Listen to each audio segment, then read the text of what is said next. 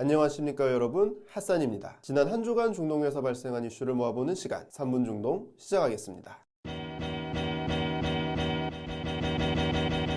첫 번째 소식입니다. 13일 화요일 무슬림의 단식원인 라마단이 시작되었습니다. 라마단은 이슬람력 9월로 자결하는 더위라는 뜻을 갖고 있습니다. 양력과는 차이가 있어서 올해와는 문자적으로 맞진 않지만 금식의 고통을 상징한다는 점에서는 일맥상통한다 할 수 있겠네요. 가난한 이웃을 돌보고 종교적 의미를 되새긴다는 점에서 무슬림들은 라마단을 기립니다. 올해는 작년에 이어 코로나 때문에 뒤숭숭한 가운데서 맞이하는 두 번째 라마단이 되겠네요. 두 번째 소식입니다. 현지 시간으로 16일 터키 중앙은행이 결제 수단으로서의 가상화폐 사용을 금지했습니다. 가상화폐의 시장 가치 변동성이 너무 크다는 것이 이유입니다. 오는 30일부터 터키에서 상품 및 서비스의 대가를 지불하는 수단으로서 가상화폐를 사용하는 것이 전면 금지됩니다. 한편 터키에서는 리라화의 가치 급락으로 인해 가상화폐에 대한 관심이 날로 높아지고 있는 상황입니다. 3분 중동을 촬영하고 있는 18일 오후 1시 38분 기준으로 터키에서는 1비트코인당 약 6,295만원에 거래되고 있습니다. 지난 한 주는 이란 핵 관련 이슈가 뜨거운 감자였습니다. 그것과 관련된 소식입니다.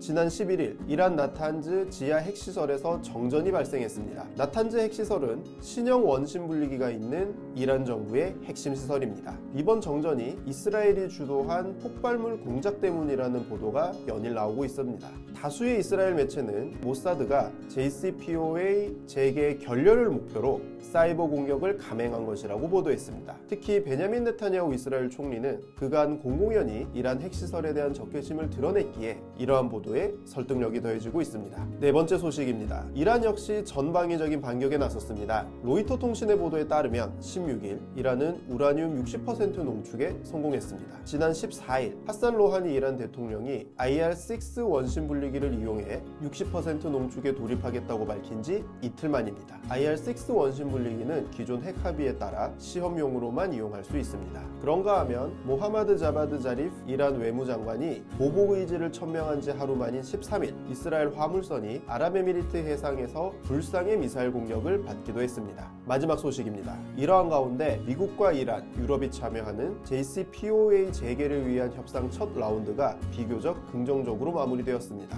아바스 아라그치 이란 외무차관을 비롯하여 엔리케 모라 유럽연합 대외관계청 사무부총장은 17일 해결해야 할 사안들이 여전히 남아있음에도 불구하고 어느 정도 진전이 있었음을 간접적으로 시사했습니다. 한편 조 바이든 미국 대통령은 60% 우라늄 농축에 대해 전혀 도움이 안 되는 조치라고 우려를 표하면서도 이란과의 대화가 계속되고 있다는 점에 대해서는 기쁜 일이라고 표현했습니다. 오늘 준비한 소식은 여기까지입니다. 라마단 카리